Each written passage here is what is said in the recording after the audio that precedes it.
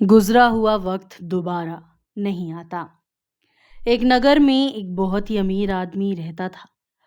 उस आदमी ने अपना सारा जीवन पैसे कमाने में लगा दिया। उसके पास इतना धन था कि वो उस नगर को भी खरीद सकता था, लेकिन उसने अपने संपूर्ण जीवन भर में कभी किसी की मदद तक नहीं की। इतना धन होने के बावजूद उसने अपने लिए उस धन का उपयोग नहीं किया, न कभी अपनी पसंद के कपड़े, भोजन और अन्य इच्छा की पूर्ति तक नहीं की।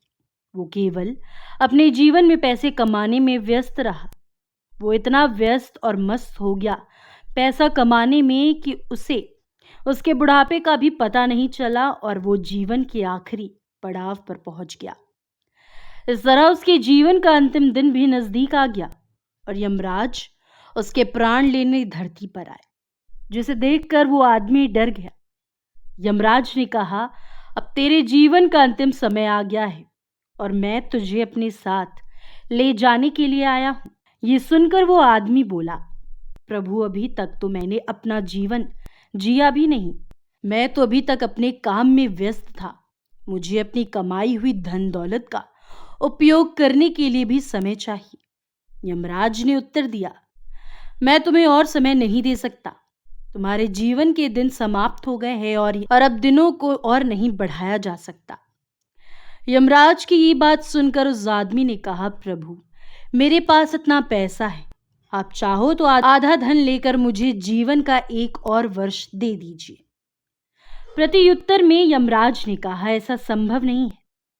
इस पर आदमी ने कहा, आप चाहो तो मेरा 90% धन लेकर मुझे 1 महीने का समय ही दे दीजिए।